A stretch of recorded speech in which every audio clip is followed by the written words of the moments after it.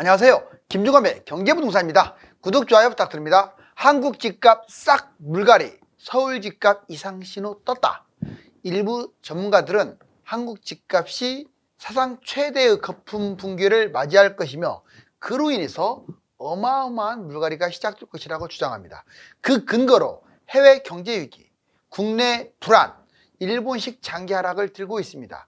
가계대출 1,002조에 맞서 3년간 쌓인 금융자산이 1,006조가 어디로 갈 것이냐가 앞으로 집값 향방을 가늠할 것입니다. 2차 폭락이 올까요? 아니면 완전히 상승세로 접어들까요? 유료 상담은 010-3999-8808 제가 직접 매수타이밍과 입지를 추천해드립니다. 지금 상담 타이밍입니다. 바로 전화 주십시오. 한국 집값 싹 물갈이, 서울 집값 이상 신호 떴다. 자, 그러려면 이렇게 핵폭탄처럼 확 터져야죠. 그죠? 완전히 물갈이 돼가지고 너무 집값이 비싸다. 이제 원점에서 시작하자. 자, 과연 그렇게 될까요? 먼저 이거 한번 별표를 치고 봅시다. 자, 한국 집값 물갈이. 지금 이제 하락을 주장하는 유튜버들, 전문가들, 일반인들, 자, 그 모든 주장을 여기에 모아놨어요. 먼저 해외 전반적으로 이게 문제가 크다. 경제 위기가 터질 수가 있겠죠. 급격한 금리 인상을 했기 때문에 분명히 이 후유증은 남아 있습니다. 결국은 이게 은행, 금융 붕괴를 야기할 겁니다. 당연히 금융 대란의 위험성도 커졌죠. 거대 은행이 얼마 전에 파산했듯이 또다시 연쇄 파산. 이게 세계로 전염병처럼 전염일 거예요. 장기 침체. 자, 이미 시스템이 붕괴됐다. 부동산 시스템이. 한번 붕괴되면 시간이 걸린다. 자, 성장률도 지금 마이너스로 세계 경제가 치달을 것이다. 우선 좀 올라가는 듯 하지만 언제 붕괴할지 모르는 시한폭탄과도 같다. 자, 이렇게 말하면 그럴싸합니다. 자, 국내 볼까요? 국내적인 요인. 거품 최고다. 그 말 맞아요. 우리나라 거품 아주 지금 심합니다. 집값이. 2020년에서 21년 거품이 많이 무너졌다가 다시 올라가는 중이라 거품 진행형이다. 지표 불안, 역전세 터진다. 미분양도 아직 심각하다. 거래량도 부족하다. 뭐 틀린 말은 아닙니다. 이게 좋은 쪽으로 가고 있는데 굳이 좋냐 나쁘냐 그러면 아직은 만족도를 채우지는 못했어요. 경제 침체, 성장률 어때요? 갈수록 지금 하향하고 있잖아요. 무역 적자, 아직도 적자입니다. 가계부채, 세계 1, 2, 3위를 싹쓸이했어요. 자, 이제 장기 하락 볼까요? 일본식. 자, 일본식 하락, 이게 무서운데 잘 보세요. 일본식 경제 침체, 공급 폭탄, 인구 감소예요. 자, 일단 공급 폭탄하고 인구 감소는 동감합니다. 이 경제 침체에도 지금은 맞는 것처럼 보여요. 일본은 무려 30년간 경제가 죽은 나라예요. 근데 우리나라는 그동안에 경제로 먹고 살았고 세계 속에서 활력이 가장 큰 나라입니다. 그런데 최근에 와서 막 무역 적자에 경제 성장률을 두나 이 경제 침체가 일본을 따라가는 것 아니냐. 만약 일본 따라가면 우리나라 장기 폭락합니다. 근데 제가 보기에는 경제가 우리나라가 일본하고 경쟁력이 비교도 안 되거든요. 미래 산업의 경쟁력이 게임이 안 돼요. 그렇기 때문에 나는 살아날 것으로 보여요. 자, 매수 여력 부족. 소득 대비 부동산 매수를 하는데 한계가 있다. 돈이 모자란다. 집값이 너무 비싸니까. 경제가 살아나지 못하면 아까도 말했지만 경제가 제일 중요해요. 살아나지 못하면 일본처럼 10에서 30년 전 침체. 이거 가능합니다. 일본하고 모든 게 똑같아요. 다만 경제만 달라요. 자, 이걸 주장하는 거죠. 이제 초과저축 3년간 1,006조가 어디로 가냐도 장기 침체가 되느냐 아니면 집값이 반등하느냐의 어떤 기로가 될 거예요. 보세요. 초과저축 이거 진짜 중요합니다. 자, 팬데믹 3년 동안에 우리나라 사람들 진짜 미친 듯이 저축했어요. 다른 나라 미국 같은 나라나 일본은 막 별스럽게 다 소비하고 난리 났었는데 우리나라 사람들은 참 먹지도 않고 쓰지도 않고 아무튼 세계 1위의 저축을 과시했습니다. 자, 초과저축. 팬데믹 3년간 얼마나 저축한 줄 아세요?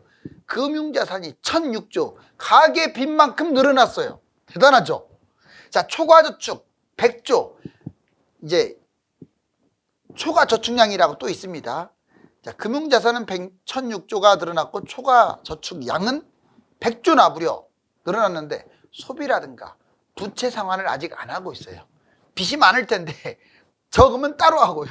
빚은 빚대로 나누고 있어요. 왜 그럴까요? 이거 언제 투자할까? 이렇게 요거 그걸 보고 있는 거야 지금. 예금, 적금 대부분의 여기에 물려 있죠. 예금, 적금 하고 있습니다. 일부는 주식 형태로 갖고 있어요. 투자를 관망 중이다 이 말이죠. 초과저축. 투자의 촉각을 곤두세우고 있습니다. 왜냐? 고금리가 끝나면 목돈을 위한 저축을 이제 안 할 거예요. 지금은 진짜 금리 세잖아요. 그래서 뭐 새마을금고가 무너지네, 뭐 저축은행이 무너지네 신경도 안 써요.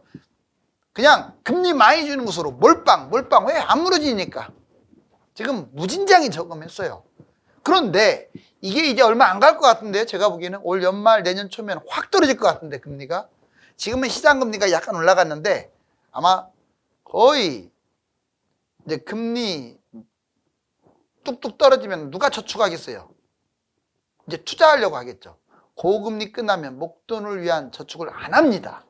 목돈을 만들기 위한 것은 어디인가 투자하려고 하는 건데 금리가 낮은데 누가 저축하겠어요?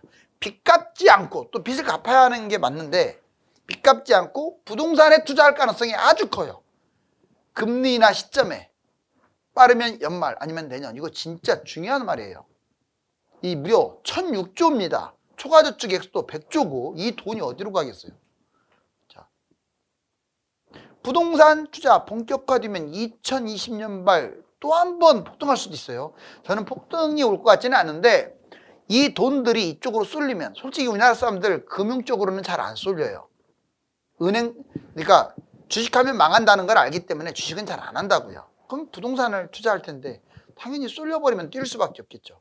이게 문제는 우리나라만의 문제가 아니라 지금 미국이나 캐나다도 집값 폭등 가능성이 높아요. 왜? 물량이 너무 없어 미국은. 그럼 따라갈 거 아닙니까? 부동산 투자 본격화되면 2020년 말. 하지만 가계부채가 발목을 잡고 있어요. 부채를 갚지 않고 투자하면 금융권이 부실되게 돼요. 정부도 이거 우려하고 있습니다. 적당하게 배분해야지 부동산 투자는 몰리고 빚은 안 갚고 가계부채 GDP 대비 102% 43개국 중 무려 3위고 총부채 원리금 상환 비율 DSR 세계 주요국 1위입니다. 그러면 이걸 봤을 때 빚을 갚아야 하는데 빚을 안 갚고 투자한다고요. 정부로서는 최악이죠. 자, 다음 볼까요? 그러면 여러분들 매입을 해야 할까요? 기다려야 할까요? 집값 상승하니까 매입한다. 이때 장단점이 있고 집값 하락하니까 기다리겠다. 이것도 장단점이 있어요. 자, 장단점 중에서 누가 더 나한테 이익이고 누가 내가 손실을 보느냐를 따져보자고요. 그리고 폭등과 폭락 또는 상승과 하락을 따져보자고요. 먼저 집값 상승 매입. 자, 장점. 하락보다 상승폭이 2배 이상 크다. 뭔 말이냐? 지금 10억짜리 집이 있으면 얘는 떨어져봤자 8억 같아요. 올라가면 16, 7, 8 이렇게 갑니다. 10억이 8억으로 떨어지느냐 18억으로 올라가느냐의 싸움이에요. 손해보면 2억이고 먹으면 8억인데 질러버릴 가능성이 크죠. 서울 전고점 회복 후에 신고가로 아마 서울 같은 경우는 많이 뛸 가능성이 커요. 자, 장점은 이렇게 손실 보는 것보다 이익이 크기 때문에 이게 엄청난 장점이에요. 단점, 하락하면 대신에 나도 손실 봅니다.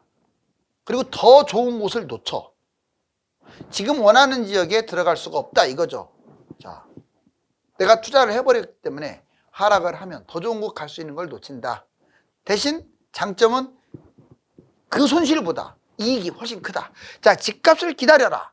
장점 볼까요? 똑같은 자본금으로 좋은 것을 매입할 수 있다는 장점이 있어요. 왜? 더 떨어지니까. 더 떨어진 아파트 매입해서 차익도 그만큼 올라갑니다. 더 좋은 거 잡고 더 차익도 높아요. 근데 치명적인 단점도 있어요. 상승하면 엄청난 투자 기회를 놓칩니다. 쉽게 말하면 망할 수 있다는 거예요.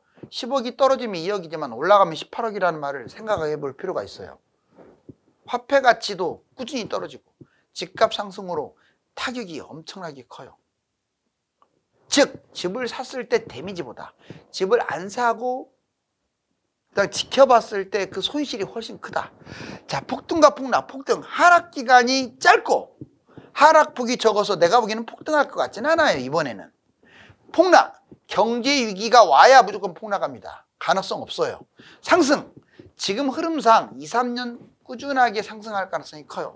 즉 10억을 기준으로 장담은 못하지만 한 6억에서 8억까지는 더 뛸 가능성이 크다. 자, 이제 하락, 확률은 낮지만 지금 경제가 완전히 안전한 상태가 아니야. 경제 변수가 많아서 얼마든지 하락도 올 수는 있다. 자, 이제 오늘 하고자 하는 말은 이겁니다. 자, 너무나도 많은 사람들이 2차 폭락 옵니까 안 옵니까? 자, 희망하고 결과는 달라요. 물론 제 얘기가 다 맞다고 할 수는 없습니다. 그렇지만 저도 오랫동안 폭락론을 강조했는데 제가 보기에는 이래요. 2차 폭락 가능성은 적습니다. 세 가지로 근거를 들게요. 해외가 일단 중요한데 자꾸 국내 것만 보지 마요.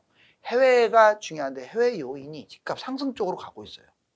우리나라가 전세가율이네 뭐네 이렇게 경제위기 터지지 않는 한 무슨 문제가 있어도 해외 집값 뛰면 따라가 버린다고요. 그냥 이걸 봐야지. 다른 나라는 다 무시하고 국내에서 우물안 개구리처럼 뭐 전세가율이나 봐대고 건설사 분기나 봐대고 얼마나 이거 좁은 시각입니까? 미국이 뛰고 캐나다가 뛰면 우리나라는 무조건 뛰게 돼 있어요. 또 우리나라가 뛰면서 미국이 따라올 수도 있고. 여기 보세요. 해외 중요. 해외 집값 상승, 해외 요인의 70% 이상. 해외 요인이 더 중요하다. 주가 집값 뛰고 있다고요. 지금 해외 집값이. 주가하고 암호화폐 지금 상승하고 있잖아요. 얘들은 선행지수예요. 결국 얘들이 여기서 조금 더 뛰면 내가 보기에는 정부점 1년 안에 회복할 것 같은데요. 경제 불안 요인이 크게 작동하지 않으면 3,300까지 간다 이 말이에요. 솔직히 주식 투자하냐 말아야 하냐 그러면 삼성전자 같은 거 잡으면 장기적으로 좋다고 봐요. 대신 달러는 잡으면 안 될 것 같아요. 떨어질 것 같아요. 자, 선행지수로 집값 상승 유발. 금리 인하도 보자고요. 자, 올 빠르면 연말 내년 초에는 금리 인하가 유력해 보여요.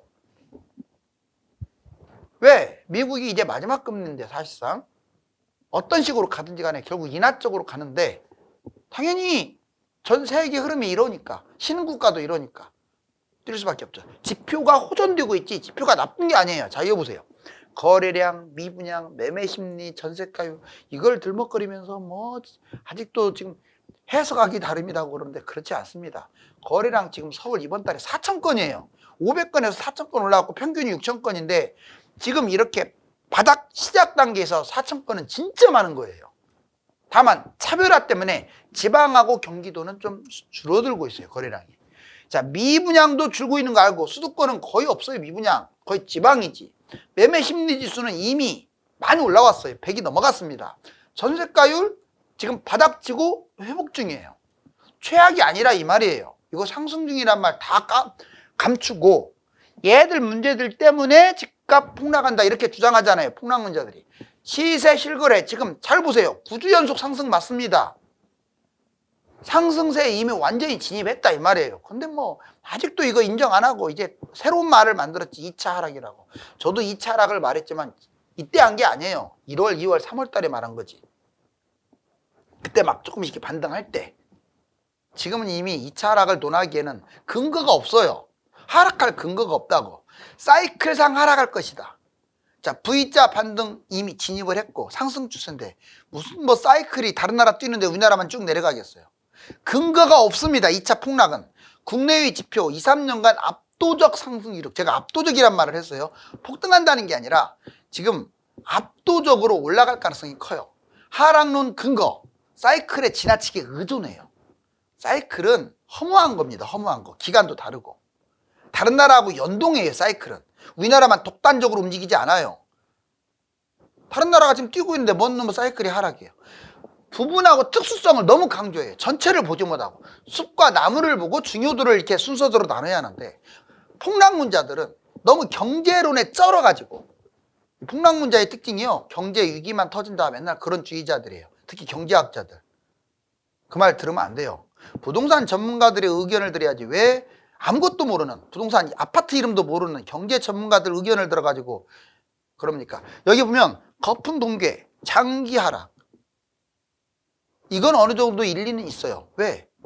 이거 뭐 거품 분기, 거품이 많은 건 사실이니까 장기하락. 그런데 지금 거품 분기가 우리나라만 특수하게 일어날 가능성은 없어요. 다른 나라하고 연동되니까 3년 후나 될 것 같고, 지역별로 이것도 차별합니다. 지방은 장기 하락할 수도 있죠. 수도권 외곽도 장기 하락할 수도 있죠.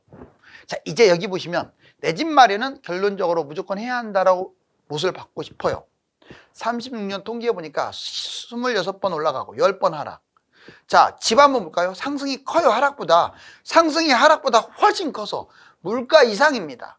36번 중에 26번은 올랐고 10번이 하락했는데 평균으로 봤더니 연 6.7% 상승.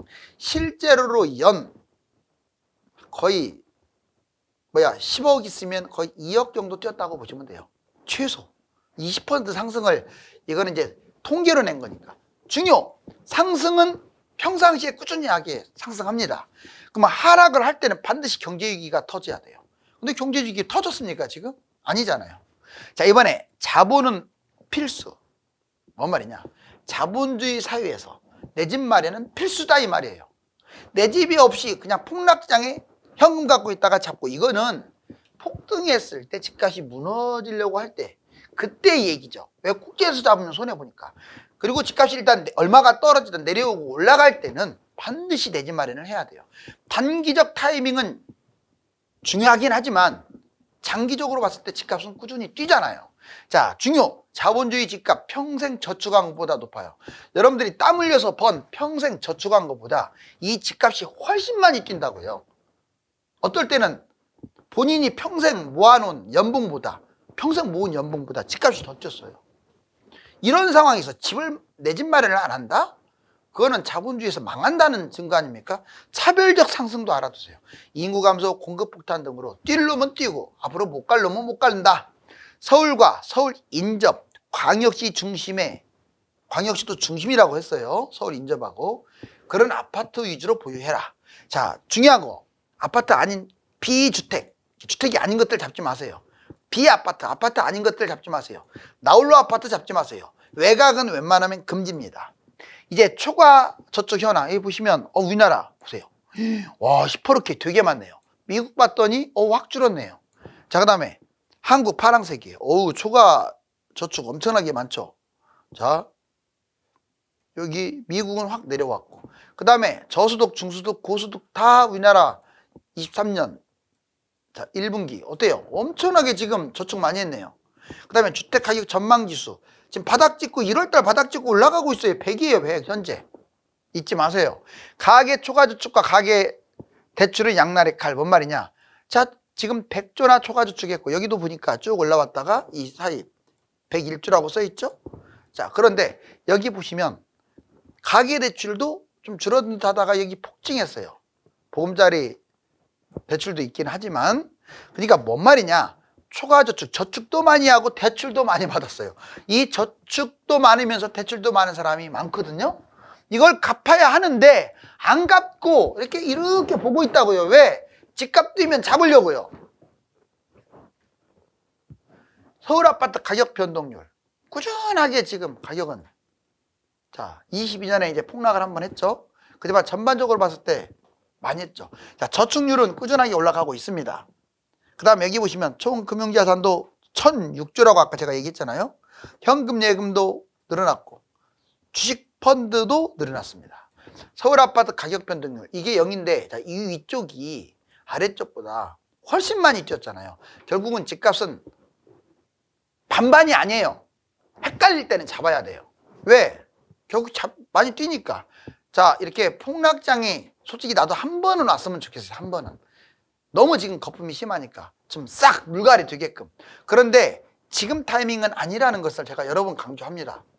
1월에서 3월은 폭락론이 기정사실처럼 여겨졌으며 5월에서 6월은 일시적 반등이라는 주장도 조금 설득력이 있었습니다.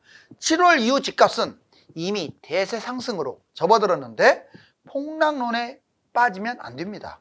감사합니다.